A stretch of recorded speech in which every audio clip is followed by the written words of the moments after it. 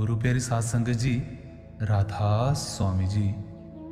गुरु प्यारी साध संगत जी, गुरु नानक देव जयंती की आपको हार्दिक शुभकामनाएं। वाणी श्री गुरु नानक देव जी, सत्संग के वचन। कर रहो रे मन मुगध इयाने, राम जपो अंतर्गति ध्याने। गुरु नानक साहिब कहते हैं कि ऐ पुरुष, तुझे आंखों के पीछे पर्दा लगाकर बाहर निकाला हुआ है। तू सारी उम्र बाहर ही बाहर रहा, अपने घर आया ही नहीं। करोड़ों जन्म पाए, कभी कुत्ता बिल्ला बना, कभी घास फूस बना। अगर मनुष्य जन्म भी मिला तो भी मन के अंदर जाने नहीं दिया। तू सोता हुआ भी बाहर है, जागता हुआ भी बाहर है, और कामकाज करता हुआ भी अपने असली घर से बाहर है। ऐब पाप अंदर आ जाते हैं, मगर रूह अंदर नहीं जाती। अब कहते हैं कि अगर तू नाम जपे तो तेरी अंतर्गति हो जाए। किसका नाम? राम का। कौन सा राम? रम तीता तो रामा, जो सब जगह रमा हुआ है। इसलिए जब तू राम के साथ लिव लगाएगा, रूह अंदर चली जाएगी, ध्यान आ जाएगा। इसके विपरीत जब रूह अंदर ही नहीं गई तो ध्यान कैसा? लालच छोड़ रचो हो अपरम पर इयु, पाव हो मुक्ति द्वारा है। कहते हैं बाहर का लालच छोड़, अंदर जा, तेरी मुक्ति हो जाएगी। मुक्ति ना तीर्थों में है, ना पानी में है, ना मूर्तियों में है, बल्कि इसके अंदर है। करोड़ों यज्ञ करो, तप करो, शांति और मुक्ति नहीं मिलती। इसका यह मतलब नहीं समझ लेना कि इसका फल कुछ नहीं मिलता।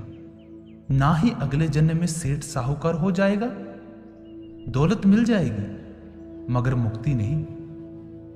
गुरु साहिब कहते हैं कि जब तुम दुनिया के लालच छोड़कर अंदर चढ़ोगे तो तेरी मुक्ति हो जाएगी। जिस विसरिए जम जोहण लागे, सब सुख जाहे दुख फुन आगे। कहते हैं जिस राम को भुला देने से हमें सब दुख लग जाते हैं, जिसे भुलाने से इसे यम ऐसे देखता है जैसे बिल्ली चूहे को देखती है। वह राम तेरे अंदर है, और इसके साथ जुड़ने पर सारे दुख बिसर जाते हैं। अगर तू अपनी रूह को राम के साथ नहीं जोड़ता तो यमदूत आएंगे और साथ ले जाएंगे। इसलिए बेहतर है कि तू सतगुरु का कहना मानकर अंदर जा। राम नाम जप गुरमुख, जियड़े एह परम तत्व विचारा है। कहते हैं कि तू किसी गुरमुख से नाम लेकर उसकी कमाई कर। अगर कोई ऊंची से ऊंची कमाई है, उत्तम से उत्तम तरीका मुक्ति हासिल करने का है, तो यह है कि आपके अंदर राम है। तुम अपनी सूरत को उसके साथ जोड़ दो। हर हर नाम जपो हो रस मीठा, गुरमुख हर रस अंतर डीठा। अब जो ताकत राम है वह अति मीठी और अति प्यारी है, मगर जब तक आप अंदर जाकर गुरमुख ना बनो, उसकी लज्जत नहीं आती। वह लफ्ज नहीं, वह लिखने पढ़ने बोलने में नहीं आता। वेद शास्त्र और दुनिया की अन्य किताबें उसकी महिमा करती हैं, लेकिन वह इनमें नहीं है। जब तक आप नाम नहीं जपो वह नहीं मिलता। लेकिन जब आप मेहनत करके अंदर जाओगे और सेत सूत्र में जाकर सारे पाप उतार दोगे, तब यह हालत होगी। अहिनिस राम रहो रंग राते, एह जप तप संजम सारा है। कहते हैं कि वह राम वह राग, वह कीर्तन प्यारे से प्यारा है। आप रात दिन उसके साथ अपनी रूह को जोड़ो। जैसे जैसे कमाई करोगे उसका रंग चढ़ेगा। अब कहते हैं कि सारे जप, सारे तप, सारे नेक कर्मों का सार क्या है? कि आत्मा को राम के साथ जोड़ना। इससे बढ़कर कोई कमाई नहीं। अगर आत्मा राम के साथ जुड़ गई तो करोड़ों जप तप हो गए। मतलब कि सब कुछ इसी में आ गया। राम नाम गुर बचनी बोलहो, संत सभा मह इह रस टोलो। कहते हैं राम राम लफ्ज को नहीं जपना, बल्कि राम से मिलना है। जब तुम गुरु के पास जाओगे वह तुम्हें तरकीब समझाएगा कि इस तरह राम के साथ रूह जोड़ी जाती है। अब कहते हैं कि जो राम का रस, राम की लज्जत, राम का स्वाद है, वह संतों की सभा में जाकर आता है। गुरमत खोज लहो घर अपना, बहुड़ न गर्भ मझारा है। कहते हैं गुरु अपने अंदर जाता है। अगर हम मन की मति छोड़कर गुरु की मति ले लें, यानी जिस रास्ते गुरु जाता है उसी रास्ते चलें, तो जन्म मरण नहीं होता। सच तीरथ नाव हो, हर गुण गाव हो, तत् विचार हो, हर लिव लाव हो। कहते हैं सच्चा तीर्थ तुम्हारे अंदर मानसरोवर सूत्र स्थान का पार ब्रह्मा में है। जब तुम राम यानी सूरत शब्द की कमाई करके वहां जाओगे, जन्मों जन्मों के कर्म नाश हो जाएंगे, आत्मा निष्कर्ष हो जाएगी। 12 सूरज की रोशनी तुम्हारी अपनी हो जाएगी। अब गुरु नानक साहिब कहते हैं कि जो सार वस्तु है वह राम है। राम लफ्ज को नहीं कहते। वहां जाकर उसके साथ लिव लगाओ। अंत काल जम जोहे न साके, हर बोल हो राम प्यारा है। कहते हैं अगर तुम सतगुरु से राह लेकर उस प्यारे से प्यारे राम के साथ अपनी सूरत को जोड़ दो, फिर तुम्हारी मौत के वक्त यमदूत नहीं आएंगे। अगर यमदूतों को आना है तो हमें सतगुरु की क्या जरूरत है? अब शर्त यह है कि ये पूरा भरोसा और पूरा विश्वास रखकर कमाई करे तो मौत के वक्त सतगुरु आएगा। अगर जरा भी अभाव आ गया तो सतगुरु नहीं आता, पर्दा नहीं खुलता। सतगुर पुरख दाता वरदाना, जिस अंतर साच सो शब्द समाना। कहते हैं सतगुरु सतपुरुष है, दाता है, दाना है। क्यों? क्योंकि वह शब्द के खजाने का मालिक है। जब तक सतगुरु शब्द का भेद ना दे, हम अंदर नहीं जा सकते। अंदर के खजाने की चाबी सतगुरु के हाथ है। यही गुरु अंगद साहिब कहते हैं, गुर कुंजी पाहो निवल मन कोठा तन छत, नानक गुर बिन मन का ताक, ना उघड़े अवर न कुंजी हथ। जब तक सतगुरु चाबी न दे, हम अंदर नहीं जा सकते, ना ही वह खजाना मिलता है। ऋषियों मुनियों ने करोड़ों उपाय किए, मगर अंदर नहीं जा सके। अब कहते हैं कि सतगुरु के अंदर शब्द है। वह शब्द की कमाई करता है और हमें शब्द की कमाई करने का तरीका बताता है। जिस कऊ सतगुरु मेल मिलाए, तिस चूका जम पै पारा है।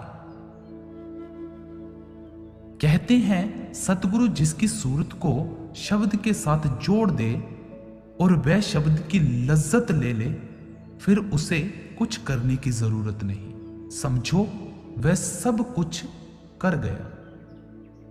फिर उसे ना यम का खौफ है, ना मौत का और ना किसी और का। पंच तत्व मिल काया कीनी, तिस मह राम रतन लै चीनी। कहते हैं ये शरीर हवा, मिट्टी, पानी, आग और आकाश 5 तत्वों का बना हुआ है। अगर इसके अंदर कोई कीमती चीज है तो शब्द है, राम है, नाम की धार है। जब तक इसके अंदर शब्द है तब तक 5 तत्व भी कामयाब हैं। जिस वक्त शब्द की धार हटी, सारे तत्व चले गए। मिट्टी मिट्टी में चली गई, हवा हवा में चली गई, पानी पानी में चला गया, आग आग में चली गई और आकाश आकाश में चला गया। आत्म राम राम है, आत्म हर पाइये, सबुद विचारा है। बूंद में समुद्र है और समुद्र में बूंद है, यानी राम में ये सारा ब्रह्मांड है और राम हर एक आदमी के अंदर है। अजीब खेल है। कहते हैं जब तुम शब्द की कमाई करके शब्द रूप हो जाओगे तब यह अवस्था आएगी। शब्द की कमाई के बिना इसकी समझ नहीं आती। सत संतोख रहो जन भाई, खिमा गहो सतगुरु सरनाई। कहते हैं सत्य, संतोष, शांति और अन्य सारी शुभ चीजें लेकर सतगुरु की शरण में आओ तो तुम्हारा पर्दा खुल जाएगा। सतगुरु के पास शराब कबाब छोड़कर आओ। सतगुरु की शरण में आकर क्रोधी और अहंकारी नहीं होना चाहिए, विषयी नहीं होना चाहिए, लालची और मोही नहीं होना चाहिए। मतलब कि तुम्हें प्योर साफ होकर आना चाहिए। आत्म चीन परात्म चिन्हो, गुरु संगत इह निस्तारा है। कहते हैं हमारा पहला काम, हमारी पहली ड्यूटी सारे गिलाफ उतारकर आत्मा को नंगा करना है, जो सेत सूत्र में जाकर होगा। यहां मातलोक में स्थूल शरीर है, सहस्दल कमल में सूक्ष्म है, ब्रह्मा में कारण है। जब तक सारे गिलाफ ना उतारें बनता कुछ नहीं। जब सारे गिलाफ उतर जाएंगे तो हम कहेंगे आई एम द सोल, मैं आत्मा हूं। फिर हम कहेंगे कि हमारा परमात्मा कौन है और फिर हम उससे मिलने की कोशिश करेंगे। इस तरह ये जीव स्थूल, सूक्ष्म, कारण 3 पिंजरों का तोता है। साकत कूड़ कपट मह टीका, अहिनिस निंदा करह अनेका। जो आदमी पर्दा खोलकर कभी अंदर ही नहीं गया उसे कहते हैं मनमुख साकत। जो साकत अंदर नहीं गए, किसी के साथ दोस्ती, किसी के साथ दुश्मनी की, अपना कुछ नहीं बनाया, वे खाली आए और खाली चले गए। जिस तरह किसी के घर में करोड़ रुपया दबा हुआ हो, वह उसे ना निकाले तो वह जैसा आया वैसा ही चला गया। यही हाल उनका है जो पर्दा खोलकर अंदर नहीं गए। उन्होंने दुनिया खाई, दुनिया पी, दुनिया से ही प्यार किया। जब मौत आई तो फिर दुनिया में आ गए। वे हमेशा निंदा में लगे रहे और निंदा घोर पाप है। बिन सिमरन आवह फुन जावह, गर्भ चोनी नरक मझारा है। जब तक सतगुरु ना मिले और ये अंदर पर्दा खोलकर नाम की लज्जत ना ले, ऐब पाप दूर नहीं होते, जन्म मरण खत्म नहीं होता। जीव करोड़ों बार गर्भ में आया, कभी घास फूस, कभी देवी देवता, कभी पशु, कभी पक्षी बना। जब तक शब्द न मिले मुक्ति नहीं। अब यह तरीका किसी वली, किसी पैगंबर या किसी और का बनाया हुआ नहीं, बल्कि परमेश्वर रचित है। जब तक दुनिया रहेगी यही कायदा रहेगा। अगर यह मनुष्य जन्म पाकर खोटे कर्म करेगा तो योनियों में जाएगा। यानी जन्म मरण से मुक्त नहीं होगा, बल्कि नरकों में भी जलेगा। साकत जम की कण न चूके, जम का दंड न कबहू मुके। मनमुख हमेशा यमदूतों के साथ रहेंगे। अगर आदमी का जन्म है तो जब मौत आई चलो धर्मराय के दरबार, अगर पशु है तो चलो धर्मराय के पास। कहते हैं जब साकत मरेगा तो यमदूत आएंगे और धर्मराय के दरबार में ले जाएंगे, क्योंकि हर जन्म में कर्म करने पड़ते हैं और कर्मों का दंड देने वाले हैं यमदूत या धर्मराय। बाकी धर्मराय की लीजिए सिर अफरियो पार अफारा है। जब ये धर्मराय के आगे पेश होता है वह दफ्तर यानी लेखा दिखा देता है कि सारी उम्र के तेरे ये कर्म हैं, जो किया है ले लो। कहते हैं करोड़ों जन्मों का बोझ उठा उठाकर हिसाब देना पड़ता है। बिन गुर साकत कहो को तरिया, हौ में करता पबजल परिया। अब श्री गुरु नानक साहिब कहते हैं कि कोई मनमुख, कोई साकत बगैर गुरु के कभी पार नहीं गया, बगैर गुरु और नाम की कभी मुक्ति नहीं। करोड़ों जप करोड़ों तप करे, जन्म मरण से छूट नहीं सकता। जन्म मरण से बचने का एक ही इलाज है, क्या? नाम, शब्द, आकाशवाणी और वह इसके अंदर है। ये सारी उम्र आंखों से बाहर ही बाहर रहा। मैं आलिम, मैं फाजिल, मैं गुणी, मैं ज्ञानी और कई तरह के अहंकार में सारी उम्र गुजार दी। बिन गुरु पार न पावे कोई, हर जपिए पार उतारा है। अब गुरु नानक साहिब कहते हैं कि बगैर गुरु के ना कोई अंदर गया है और ना कोई जाएगा।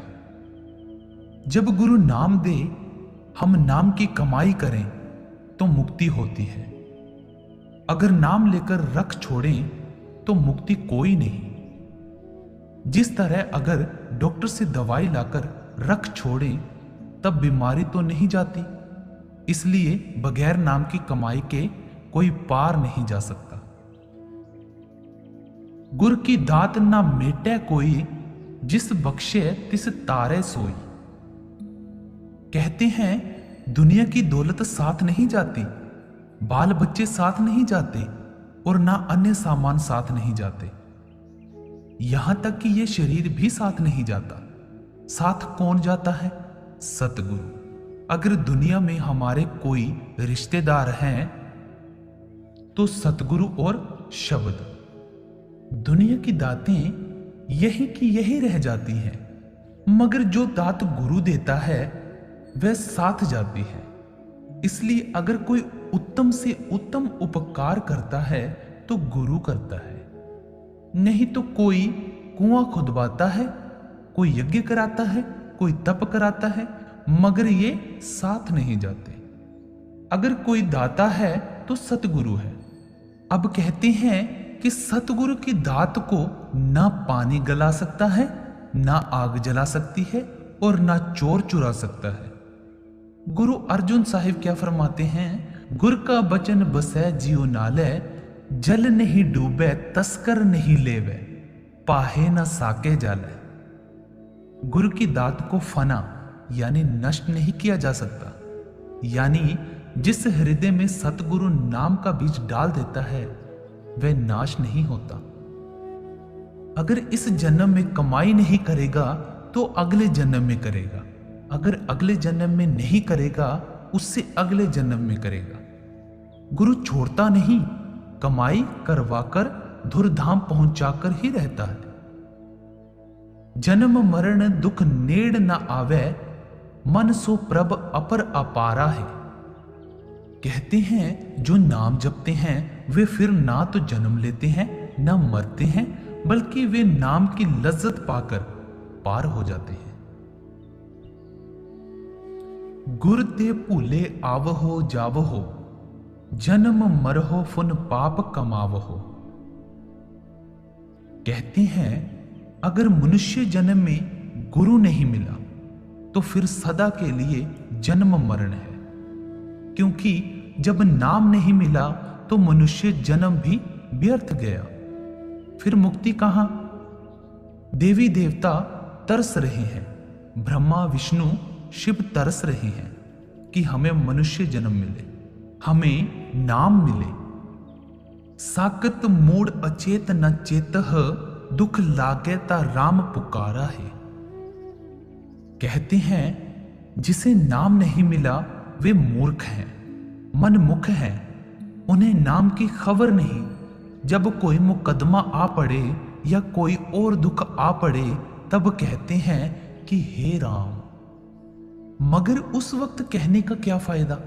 जिस तरह अगर आग लग जाए तब पानी की मशकें लेने जाए, इतनी देर में तो घर जल जाता है। सुख दुख पूर्व जन्म के किए, सो जाने जिन दाते दिए। किस को दोष देह तू प्राणी, सहु अपना किया करारा है। कहते हैं हम जन्मों जन्मों से कर्म करते आए हैं, क्रियमान करते आए हैं और प्रारब्ध भोगते आए हैं।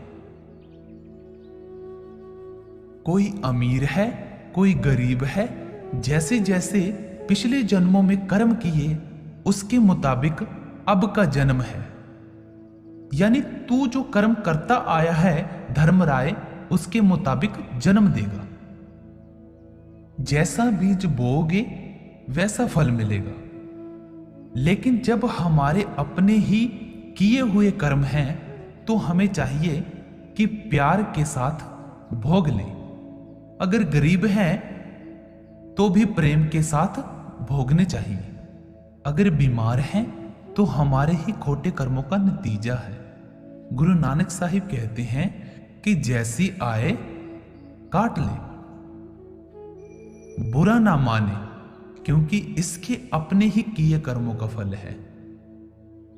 हाउ में ममता करदा आया, आशा मनसा बंध चलाया।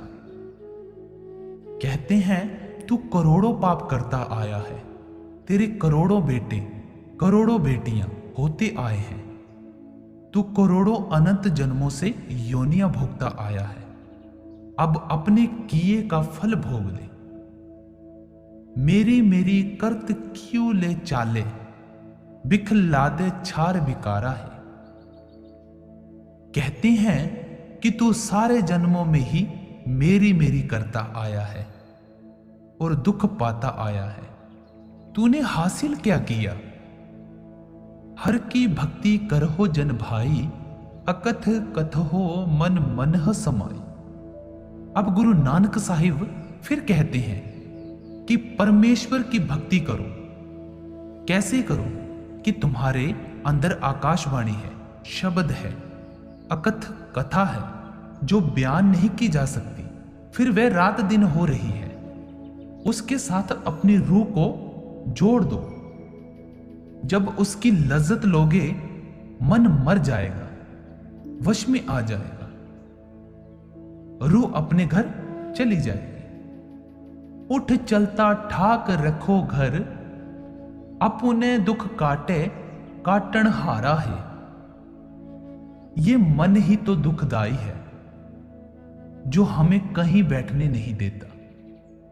कभी कलकत्ता, कभी बंबई, कभी इंग्लैंड, कभी अमेरिका, कभी जापान, कभी अफ्रीका, कभी कहीं कभी कहीं। कहते हैं जब मन अमृत की लज्जत लेगा, मोशनलेस निश्चल हो जाएगा, यानी वश में आ जाएगा। एक ही दवा है और कोई दवा नहीं। हर गुर पूरे की ओट पर आती, गुरमुख हर लिव गुरमुख जाती। कहते हैं जिन्होंने किसी गुरमुख से नाम लेकर पूरे गुरु और परमेश्वर की ओट ले ली, वे गुरमुख बन गए। उनका जन्म मरण खत्म हो गया, उन्हें फिर आने की जरूरत नहीं। नानक राम नाम मत उत्तम, हर बख्शे पार उतारा है। अब गुरु नानक साहिब सब कुछ कहकर बताते हैं कि वह राम, वह शब्द उत्तम से उत्तम वस्तु है और तुम्हारे अंदर है। तुम राम के नाम की कमाई करो ताकि तुम्हारा जन्म मरण खत्म हो जाए, पर बिना कुल मालिक की दया मेहर के ये बढ़ाई नहीं मिलती। परमेश्वर आप ही दया करके इसे अपने साथ मिलाए तो मिलाए, नहीं तो इस बेचारे के बस में क्या है। गुरु नानक साहिब के उपदेश। जप जी। साधारण तौर पर जप जी को गुरु नानक साहिब के उपदेश का सार माना जाता है। पांचवी पातशाही श्री गुरु अर्जुन देव जी ने श्री आदि ग्रंथ का संपादन करते समय जप जी को इसमें पहला स्थान दिया है। कहा जाता है कि उस समय कुछ शिष्यों ने गुरु अर्जुन साहिब से विनती की कि जप जी बहुत गूढ़ और कठिन है, इसलिए इसकी व्याख्या करने और कई बातों को खोलकर समझाने की आवश्यकता है। इस पर गुरु साहिब ने फरमाया कि सारा आदि ग्रंथ ही जप जी की व्याख्या है। जप जी की रचना के कारण और समय के विषयों में विद्वानों के विचारों में बहुत मतभेद है। अधिकांश जन्म साखियां कहती हैं कि जप जी की शुरू की पंक्तियां गुरु साहिब ने बेई नदी में आलोप होने के समय प्राप्त हुए आंतरिक रूहानी अनुभव के एकदम बाद रची थी। इस तरह इन पंक्तियों के रचे जाने का समय 1500-1507 ईस्वी के बीच है, परंतु बहुत से विद्वान इस विचार से सहमत नहीं हैं। उनका विचार है कि जप जी आशा की वार और सिद्ध गोष्ठ में भाव और वर्णन की ज्योत, प्रौढ़ता और गंभीरता दिखाई देती है। उसे देखते हुए इसे गुरु साहिब के जीवन के अंतिम भाग की रचना मानना पड़ेगा। जब वे अपनी उदासियां समाप्त कर चुके थे और स्थायी रूप से करतापुर में रहने लगे थे, इससे जप जी की रचना की संभावना 1532 ईस्वी के करीब है। जप जी के उस समय के लिखने के परंपरागत ढंग को ही अपनाया गया है, जिसके अनुसार रचना के शुरू में परमात्मा की स्तुति में मंगलाचरण किया गया है और अंत में रचना के संपूर्ण हो जाने पर भी परमेश्वर के प्रति आभार प्रकट किया गया है। जप जी के आरंभ में परमेश्वर के गुणों का वर्णन किया गया है। इसमें उस परमात्मा की सर्वव्यापकता और उसके अजर अमर अलख अगम आदि रूपों की महिमा की गई है। वह परमेश्वर सत्य का स्वरूप है। इस वर्णन के अंत में गुरु साहिब फरमाते हैं कि उस सच्चे परमेश्वर की प्राप्ति केवल सतगुरु की दया मेहर से ही हो सकती है। गुरु साहिब ने जप जी में रूहानियत के लगभग सभी प्रमुख अंगों पर गंभीरता से विचार किया है। इसमें सृष्टि की रचना और इस रचना की अनंत अनेकता और उसके पीछे काम कर रही परमात्मा के सर्वशक्तिमान हुक्म की पूर्ण एकता का सुंदर वर्णन मिलता है। इसमें पूरे सतगुरु की आवश्यकता और सामर्थ्य पर प्रकाश डाला गया है। इसके साथ सतगुरु की बताई हुई युक्ति के अनुसार अंतर में शब्द को सुनने और मानने के गुणों का भावपूर्ण और प्रभावशाली वर्णन किया गया है। जप जी में गुरु साहिब फोकट कर्म कांड और सच्ची धार्मिकता का फैसला करते हैं और सदाचार से प्राप्ति पर भी जोर देते हैं। इसके अतिरिक्त इसमें रूहानी अभ्यास के समय प्राप्त होने वाले आंतरिक सूक्ष्म अनुभव का भी संकेत है। शायद ये गुरु साहिब की ऐसी एक वाणी है जिसमें इस अंतर्मुख चढ़ाई का आरंभ से अंत तक का पूरा वर्णन दिया गया है। और इस चढ़ाई में आने वाले बड़े बड़े रूहानी मंडलों का भी संकेत किया गया है। वास्तव में जप जी रूहानी विचारों का गागर में बंद सागर ही है। सिख भाई जप जी को अपनी सबसे महत्वपूर्ण वाणी और विनती मानते हैं। प्रत्येक सिख से आशा की जाती है कि वह प्रतिदिन अपने कारोबार को शुरू करने से पहले प्रातःकाल जप जी का पाठ करें। जप जी के कुछ चुने हुए अंश यहां दिए जा रहे हैं जो जप जी के अनेक पहलुओं को उजागर करते हैं और गुरु साहिब के संपूर्ण उपदेश पर प्रकाश डालते हैं। उपदेश नंबर 1, निराकार परमेश्वर।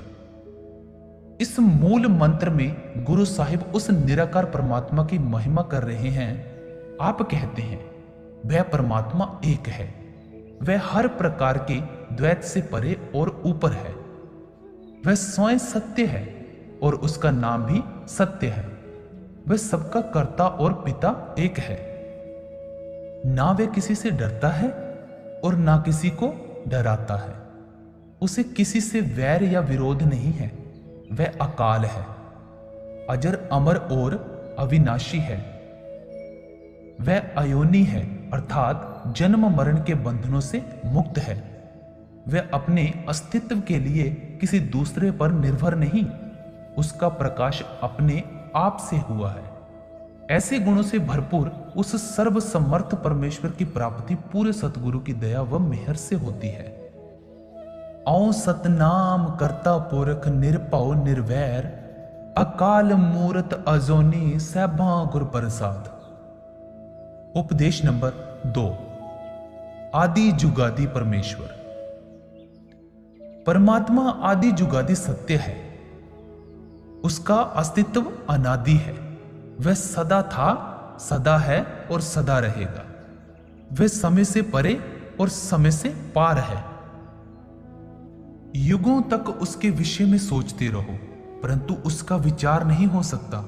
युगों तक चुपचाप समाधि लगाकर उसका चिंतन करते रहो परंतु उसका पारावार नहीं पाया जा सकता। सभी पूरियों की धन दौलत या राज्य मिलने से भी परमात्मा का ज्ञान नहीं होता और ना ही मन की तृष्णा बुझ सकती है। हजारों प्रकार की बुद्धि और चतुराई भी जीव को पार नहीं लगा सकती, फिर वह परमात्मा मिले तो कैसे मिले। जीव झूठ की दीवार को गिराकर उस सच्चे परमेश्वर से मिलकर सच्चा कैसे बने।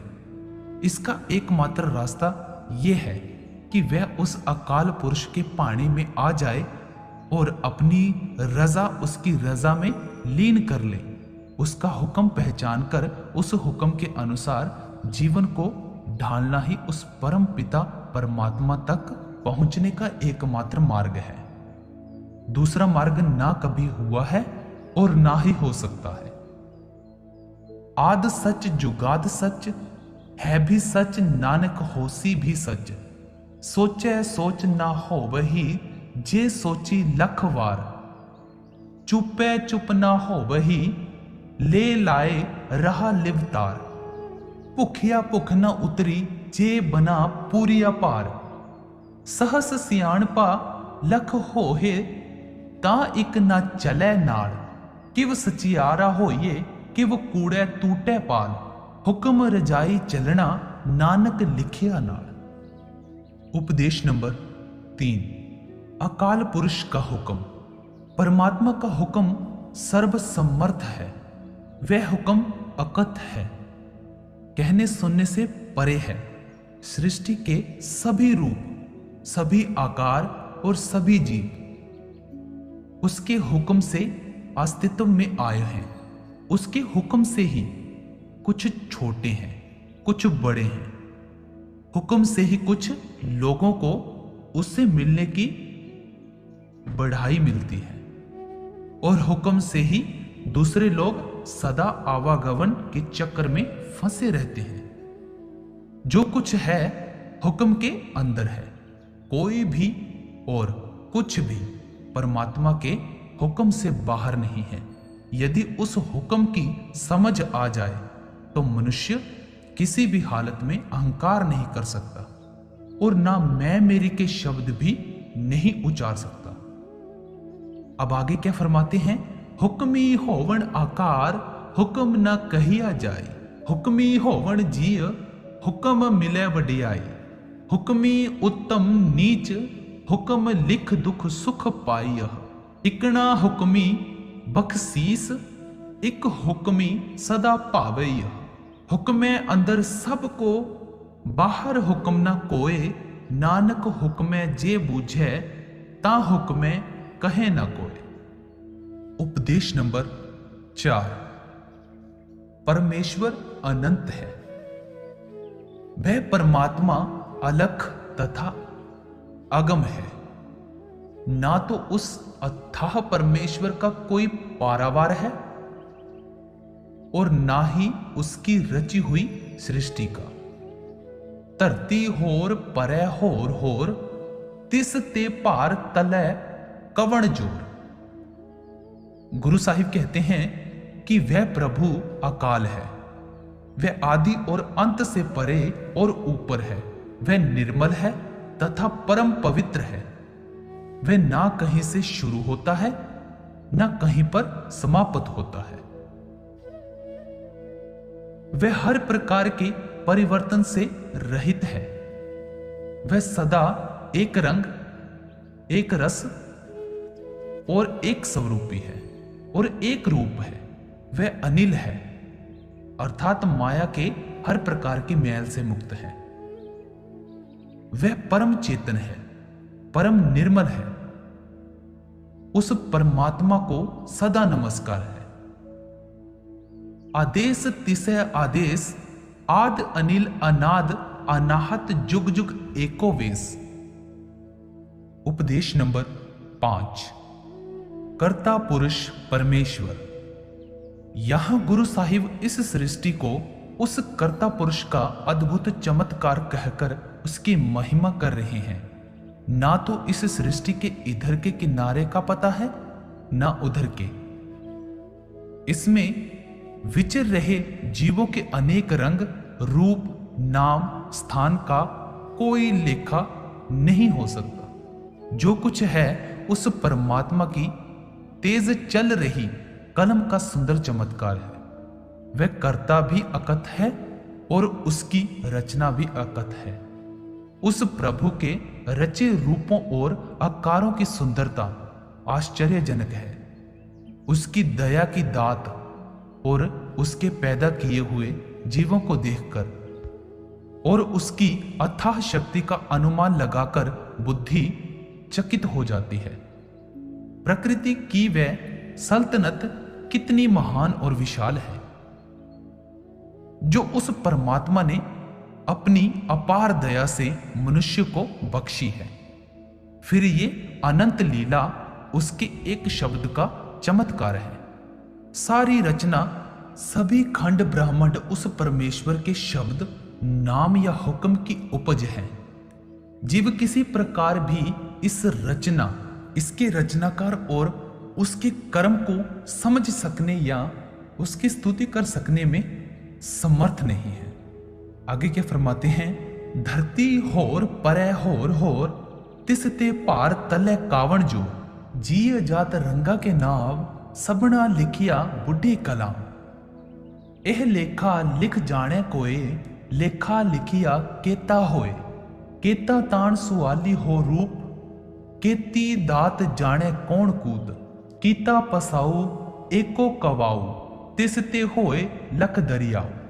कुदरत कवण कहा विचारा, वारिया न जावे एक बार, जो तुध भावे साई पलीकार, तू सदा सलामत निरंकार। उपदेश नंबर 6। वेल न पाया पंडिती। ना पंडितों और ज्ञानियों को पता है कि संसार कब बना और ना वेद या पुराण ही इस विषय में कुछ बताते हैं। काजी भी कुरान में रचना की कोई तारीख नहीं बता सके। योगियों को भी उस घड़ी, पल, ऋतु या महीने का कुछ पता नहीं।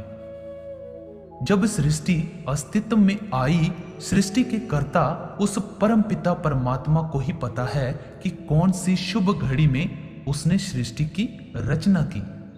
लोग अपनी अपनी बुद्धि के अनुसार उस कर्ता पुरुष की महिमा करने का प्रयत्न करते हैं और प्रत्येक प्राणी अपने आप को दूसरे से बुद्धिमान समझता है। परंतु सच तो यह है कि सृष्टि के सुंदर कर्ता और स्वामी उस परमात्मा की शब्दों में महिमा या प्रशंसा कर सकना असंभव है। वह स्वयं बड़े से बड़ा है और उसका नाम भी बड़े से बड़ा है। जो कुछ वह या उसका नाम करता है वही होता है और अपने किए हुए को केवल वह स्वयं ही जानता है। यदि कोई ये समझे कि मैंने परमात्मा या उसकी कुदरत का पारावार पा लिया है, तो परमेश्वर की दरगाह में उस मूर्ख की कोई इज्जत नहीं होती। लाखों आकाश लाखों पाताल है जो मनुष्य के विचार और पहुंच से परे है। सब ज्ञानी और सब ग्रंथ शास्त्र वेद कतेव इस सत्य को मानते हैं कि इस संपूर्ण अनंत रचना का गुप्त आधार या मूल वह एक परमात्मा है। उस एक धातु से ही सब बर्तन बने हैं। उस अलख और अगम का भेद पा सकना असंभव है। वह अनंत परमात्मा स्वयं ही अपने आप को जान सकता है। कोई दूसरा उसका लेखा नहीं लगा सकता। फिर हम करें तो क्या करें? हमें यही शोभा देता है कि चाहे हमें उसका बोध हो या ना हो, हम अपने आप को उसकी महिमा, उसकी भक्ति, उसके प्रेम में उसी तरह लीन कर दें जैसे नदियां समुद्र में मिलकर समुद्र में बहती चली जाती हैं। ना उनको समुद्र की थाह लगती है और ना ही उनका समुद्र की थाह प्राप्त करने का विचार होता है। आगे क्या फरमाते हैं? वेल ना पाया पंडिती जे हो वह लेख पुराण, वखत ना पायो का दिया जे लिखण लेख कुरान। थित वार न जोगी जाने रुत मह न कोई, जा करता सिरठी कऊ साजे आपे जाने सोई। किव कर आखा किव सलाही कियू वरणी जिव जाना, नानक आखण सब को आखे इक दू इक सियाना। वड्डा साहिब वड्डी नाई कीता जा का होवे, नानक जे को आपो जाने आगे गैया ना सो है। पाताला पाताल लख आगासा आगास, ओढ़क ओढ़क भाल थके वेद कहण इक बात। सहस 18 कहण कतेबा असूलु इक धात, लेखा होए त लिखिए लेखे होए विनाश। नानक वड्डा आखिए आपे जाने आप, सलाही सलाहे एती सुरत न पाया। नदियां आते वह पवह पवह समुद न जानियह। उपदेश नंबर 7। ग्रंथ शास्त्रों से परे। वेद परमात्मा की महिमा करते हैं, पुराण उसका गुणगान करते हैं। अनेक विद्वान और ज्ञानी शास्त्रों का अध्ययन करके उसका यश गा रहे हैं। इंद्र और ब्रह्मा, कृष्ण और गोपियां, सिद्ध और बुद्ध उस परमात्मा और उसके हुक्म का वर्णन करने का प्रयत्न कर रहे हैं।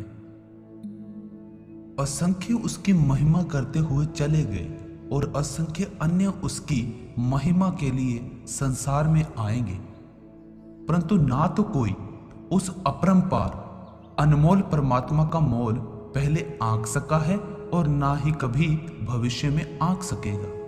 वह परमात्मा मन और बुद्धि की पहुंच से परे है। वह बड़े से बड़ा है।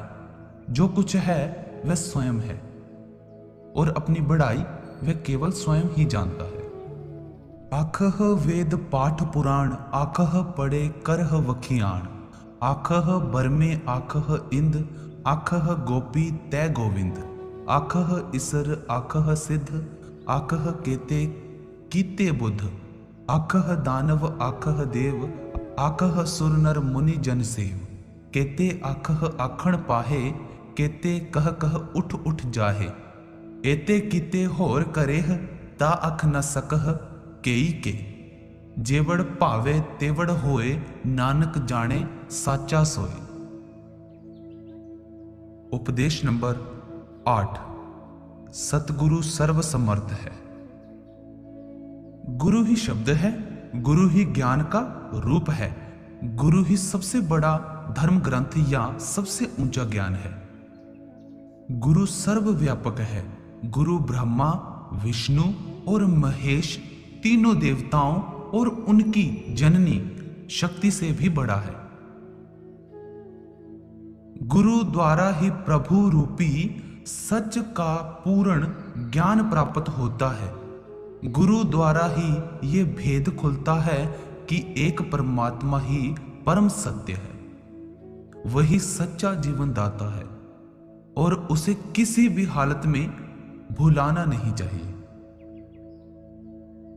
गुरमुख नाद गुरमुख वेद, गुरमुख रहिया समाई, गुर इसर गुर गोरख, बर्मा गुर पार्वती माई, जे हऊ जाना आखा नाही, कहना कथन न जाई, गुरा इक देह बुझाई, सबना जिया का इक दाता, सो मैं विसर न जाए। उपदेश नंबर 9। सतगुरु का अधिकार। जिनको वह परमात्मा स्वयं धुर से परवाना देता है, वे ही सच्चे सतगुरु हैं और वे ही सच्चा मार्ग दिखाने वाले हैं। वे ही परमात्मा की दरगाह में शोभा पाते हैं और वे ही वहां और यहां असली कर्ता धर्ता होते हैं। ऐसे पंच गुरुमुख या संत संसार का प्रकाश हैं। वे द्वैत से ऊपर उठ चुके हैं और सदा एक परमात्मा के ध्यान में मगन रहते हैं। पंच परवाण पंच प्रधान, पंचे पावह दरगह मान, पंचे सोहे दर राजान, पंचा का गुर एक ध्यान। उपदेश नंबर 10। नाम सच है। परमात्मा खुद सच्चा है और उसका नाम भी सच्चा है। वह परमेश्वर यानी उसका नाम प्रेम का रूप है। वह परमेश्वर यानी उसका नाम सारी प्राणधारी रचना की जान है। वह हर वस्तु की हस्ती का सार है। वह जीवन दाता है, रचना को प्राण देने वाला है। सब जीव उसके द्वार के भिखारी हैं। जब सारी रचना का आधार स्वामी और दाता वह प्रभु स्वयं है और हमारे जीवन सहित जो कुछ है उस प्रभु का है, तो हम उसको क्या भेंट चढ़ा सकते हैं, उसे क्या अर्पण कर सकते हैं। आवश्यकता तो इस बात की है कि हम अमृत वेला में सुबह सुबह उस सच्चे प्रभु के सच्चे नाम से लिव जोड़े। इस प्रकार उस दयालु प्रभु की कृपा से आवागमन का चक्र समाप्त हो जाएगा, सच्ची मुक्ति प्राप्त होगी और उस परम पिता परमेश्वर से मिलाप हो जाएगा। साचा साहिब सच नाए, भाखिया भाऊ अपार, आखह मंगह देह देह दात करे दातार, फेर की आज्ञा रखिए जित दिसै दरबार, मोहों की बोलन बोलिए जित सुन धरे प्यार, अमृत वेला सच नाऊ वडियाई विचार, कर्मी आवे कपड़ा नदरी मोख दुआर, नानक एवे जानिए सब आपे सचियार। उपदेश नंबर 11। शब्द को सुनने के फल। इन 4 पौड़ियों में गुरु साहिब सतगुरु द्वारा बताई युक्ति से अंतर में शब्द से जुड़ने के फल का वर्णन कर रहे हैं। गुरु साहिब फरमाते हैं कि अंतर में शब्द के साथ जुड़ने से जीव को सिद्धों, पीरों और देवताओं की ऊंची अवस्था प्राप्त हो जाती है। उसे पाताल लोक, मनुष्य लोक और देवलोक का और उनको सहारा देने वाली शक्ति का ज्ञान हो जाता है। रचना के सब भेद पुस्तक की तरह उसके सामने खुल जाते हैं। वह मौत काल पर विजय प्राप्त कर लेता है। उसके सभी दुखों व पापों का नाश हो जाता है। उसका हृदय सदा अलौकिक प्रसन्नता से भरा रहता है। शब्द के साथ जुड़ी अनेक रिद्धियां, सिद्धियां और शक्तियां उसे प्राप्त हो जाती हैं। वह अपने आप को पहचानने के योग्य बन जाता है और सब ग्रंथ शास्त्रों का असली मर्म समझ लेता है। शब्द को सुनने से उसको सच्चा संतोष, सच्चा ज्ञान, सच्चा सहज और अमर आनंद प्राप्त हो जाता है। शब्द के साथ लिव जुड़ने पर वह और भी अनेक गुणों का स्वामी बन जाता है और अंत में परम पिता परमात्मा से मिलने के योग्य हो जाता है। आगे क्या फरमाते हैं? सुनिए सिद्ध पीर सुरनाथ, सुनिए तरत तवल आकाश, सुनिए दीप लो अवतार, सुनिए पोहना साके काल, नानक भगता सदा विगास, सुनिए दुख पाप का नाश, सुनिए इसर बर्मा इंद, सुनिए मुख सलाहण मंद, सुनिए जोग जुगत तन भेद, सुनिए सासत सिमृत वेद, नानक भगता सदा विगास, सुनिए दुख पाप का नाश, सुनिए सत संतोख ज्ञान, सुनिए 68 का स्नान, सुनिए पढ़ पढ़ पावह मान, सुनिए लागे सहज ध्यान, नानक भगता सदा विगास, सुनिए दुख पाप का नाश, सुनिए सरा गुणा के गाह, सुनिए शेख पीर पातशाह, सुनिए अंधे पावह राह, सुनिए हाथ होवे असगाह, नानक भगता सदा विगास, सुनिए दुख पाप का नाश। उपदेश नंबर 12, शब्द में लीन होने के फल। शब्द यानी नाम के साथ अंदर जुड़ने और उसे सुनने के फल का वर्णन करके गुरु साहिब उस साधक की अवस्था का वर्णन करते हैं जो शब्द का लगातार अभ्यास करते हुए शब्द में ही लीन हो जाता है।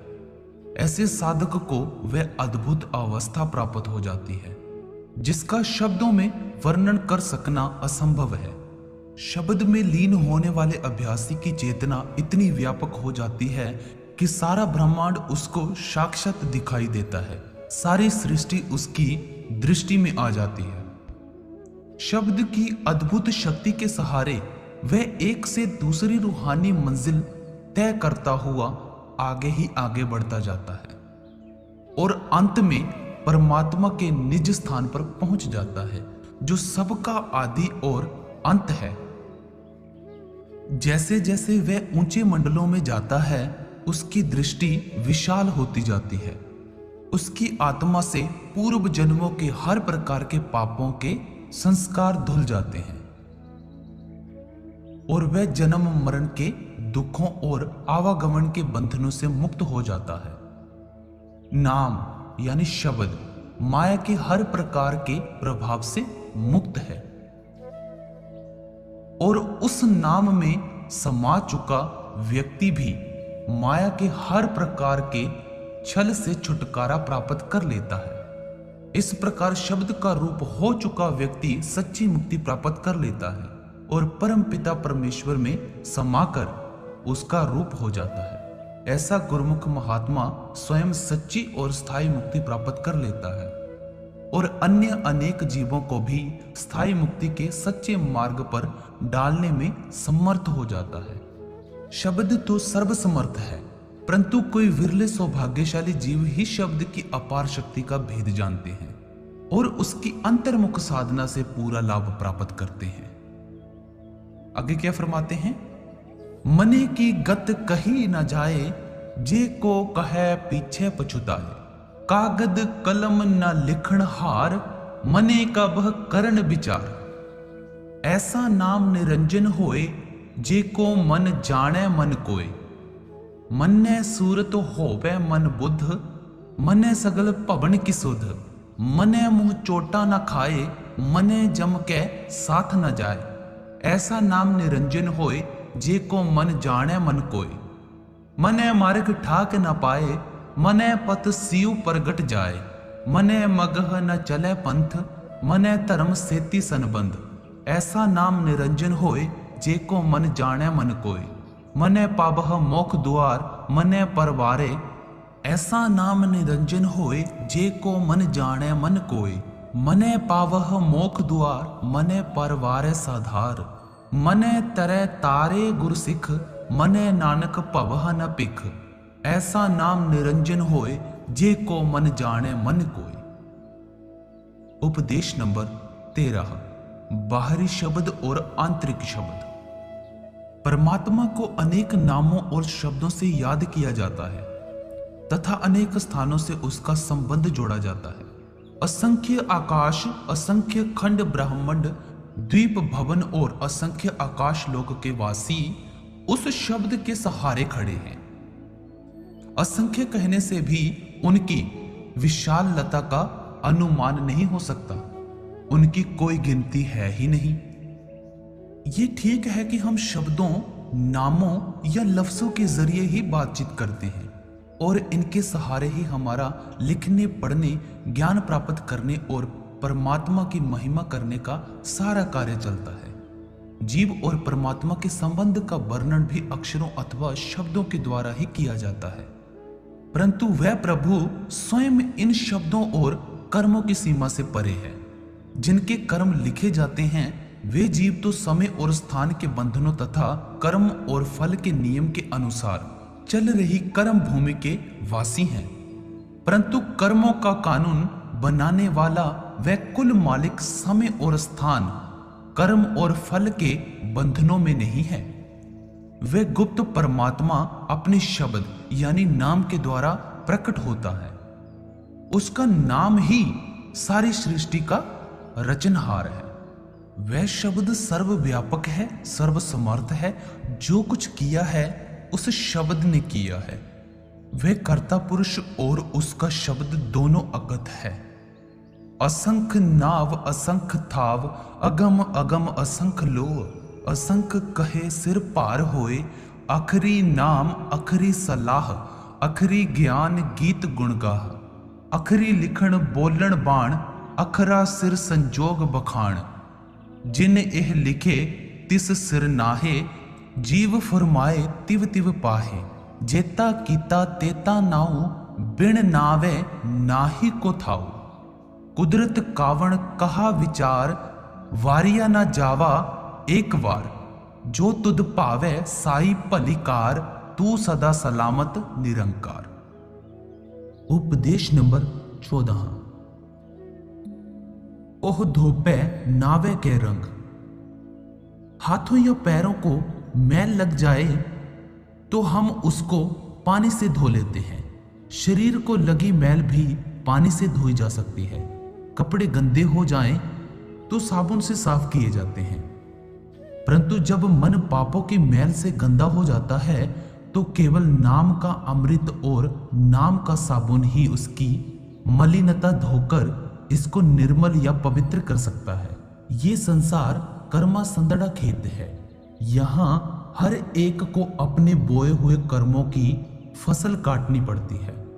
अपने अंदर जाकर नाम के तीर्थ में स्नान करने की तुलना में दूसरे अनेक प्रकार के साधन, जप तप, दान पुण्य और तीर्थों की यात्रा कुछ भी नहीं है। यदि मन में सच्चा शोक, सच्चा विरह या तड़प उत्पन्न नहीं हुई, यदि हृदय में श्रद्धा और भरोसा पैदा नहीं हुआ, यदि अंतर में प्यार के पौधे ने गहरी जड़ें नहीं पकड़ी, तो हर प्रकार के बाहरमुखी कर्मकांड पानी को मथने के समान है। पर ये हाथ पैर तन देह, पानी धोते उतरस खेह। मूत पलीती कपड़ होए, दे साबुन लइए ओह धोए। पर ये मत पापा के संग, ओह धोपे नावे के रंग। पुनि पापी आखण नाहे, कर कर करना लिख ले जाहो। आपे बीज आपे ही खाहो, नानक हुक्मी आवहो जाहो। तीर्थ तप दया दत दान, जे को पावे तिल का मान। सुनिया मनिया मन कीता पाऊ, अंतर्गत तीर्थ मल नाऊ।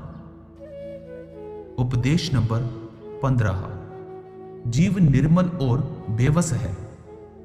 दरअसल जीव निर्बल, अल्पज्ञ और तुच्छ है, परंतु वह होमों के कारण अपने पाप को बहुत बड़ा और शक्तिशाली समझता है। यदि धुर मस्तक यानी भाग्य में नहीं लिखा तो जीव चाहे जमी आसमां एक कर दे, फिर भी उसके ख्याल, इरादे, संकल्प और प्रयत्न कभी सफल नहीं हो सकते। अज्ञानी जीव ये नहीं सोचता कि उसके अपने किए हुए पिछले कर्म ही उसके अच्छे बुरे भाग्य का कारण है। जब तक कुल मालिक परमेश्वर की दया नहीं होती, जीव कभी भी जन्म मरण के चक्कर से मुक्त नहीं हो सकता। गुरु साहिब उस दयालु परमेश्वर के आगे प्रार्थना करते हैं कि हे दाता, मुझे अकेला न छोड़, क्योंकि मैं अपने आप में कुछ भी नहीं हूं। मैं तो अपनी शक्ति से जबान भी नहीं हिला सकता और चुप भी नहीं रह सकता। मैं ना अपनी शक्ति से कुछ मांग सकता हूं और ना दे सकता हूं। जीवन और मृत्यु मेरे वश में नहीं है, इसलिए मैं ना अपनी ताकत से जी सकता हूं ना मर ही सकता हूं। मैं अपनी मर्जी से ना राजा बन सकता हूं ना भिखारी। अपने बल से मुझे ना अपना ज्ञान हो सकता है ना तेरा, ना ही मैं अपने प्रयत्न से संसार रूपी भवसागर से तर सकता हूं। जो कुछ होना है तेरी दया मेहर से होना है।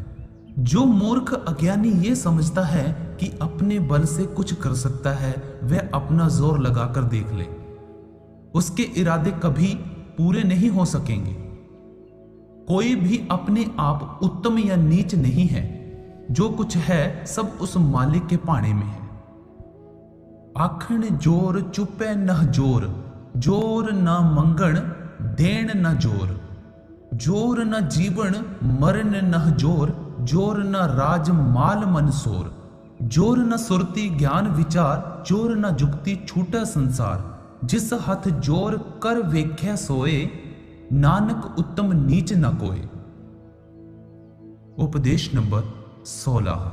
सो दर केहा सो घर केहा। सुदर का शाब्दिक अर्थ वह दरवाजा अथवा वह द्वार है।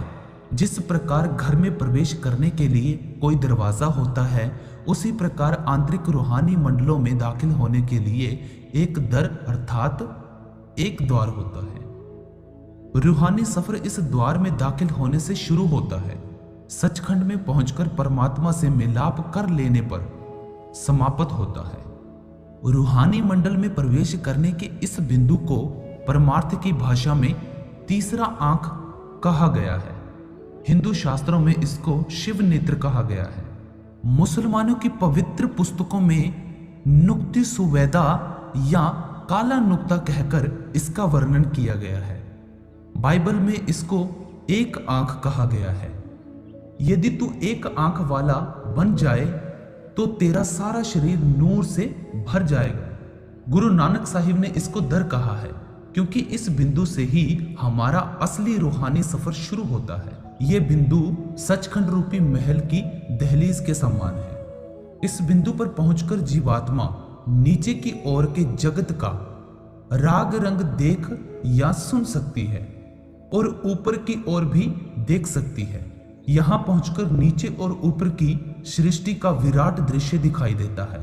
इस बिंदु पर पहुंचकर अनेक नाद अर्थात शब्द बजते हुए सुनाई देते हैं। 5 तत्व और इनसे बनी सारी सृष्टि ही नहीं, बल्कि सभी देवी देवता, सिद्ध बुद्ध अवतार, जपी तपी, ऋषि मुनि और कर्मों का हिसाब रखने वाला धर्मराज आदि उस कर्ता पुरुष की महिमा करने में व्यस्त दिखाई देते हैं। इस अवस्था की प्राप्ति से ऋषि मुनियों जैसी दिव्य दृष्टि प्राप्त हो जाती है। जीव को अंतर्यामिता प्राप्त हो जाती है और भविष्यवाणी कर सकने की शक्ति मिल जाती है। दृष्टि इतनी विशाल हो जाती है कि जो कुछ भविष्य में होने वाला है वह वर्तमान में साफ साफ दिखाई देने लगता है। इस बिंदु पर पहुंचकर सारी सृष्टि, चांद, सूर्य, तारे, ग्रह, उपग्रह आदि मिलकर एक सम्मिलित संगीत के ताल पर नाचते दिखाई देते हैं। सारी सृष्टि परम पिता के सर्वशक्तिमान हुक्म के सूत में पिरोई दिखाई देती है। सब खंड ब्रह्मांड उस कर्ता के हुक्म के अनुसार काम करते दिखाई देते हैं। हमें अनुभव हो जाता है कि जो कुछ होता है उसके हुक्म या रजा के अनुसार होता है। तब वह परमात्मा ही सारी सृष्टि का कर्ता मालिक स्वामी और सभी शाहों का शाह दिखाई देता है। वह सर्वव्यापक, सर्वशक्तिमान और करण कारण ही सर्वसमर्थ प्रतीत होता है। ऐसा लगता है कि जो कुछ है वही है। सो दर केहा सो घर केहा, जित बह सर्व समाले, बाजे नाद अनेक असंखा, केते वावण हारे, केते राग परी सियु, कहियन केते गावण हारे, गावह तहनो पौवण पाणी, वे संतर गावे राजा धर्म दुआरे, गावह चित गुप्त लिख, जानह लिख लिख धर्म विचारे, गावह इसर वर्मा देवी सोहन सदा सवारे, गावह इंद इदासन बैठे देवतिया दर नाले, गावह सिद्ध समाधि अंदर गावण साध विचारे, गावण जति सती संतोखी, गावह वीर करारे, गावण पंडित पढ़न रखीसर जुग जुग वेदा नाले, गावह मोहनिया मन मोहन सुरगा मछ पियाले, गावह रतन उपाय तेरे 68 तीर्थ नाले,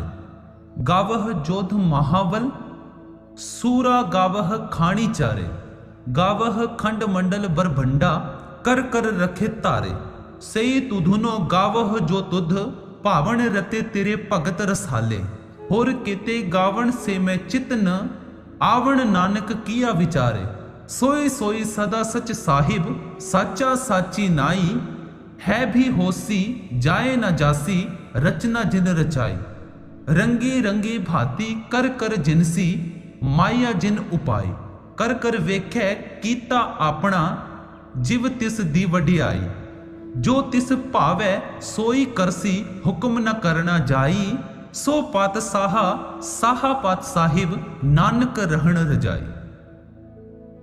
उपदेश नंबर 17। सचखंड बसै निरंकार। वे कुल मालिक निरंकार परमेश्वर सबसे ऊंचे रूहानी मंडल सचखंड का रहने वाला है।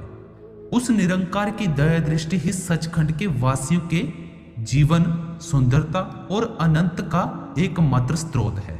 सभी खंड ब्रह्मांड सचखंड में समाये हुए हैं। जो कुछ बना है उस निरंकार और उसके हुक्म से बना है, और जो कुछ हो रहा है उसके हुक्म में हो रहा है। वे कुल मालिक सदा आनंदमय है।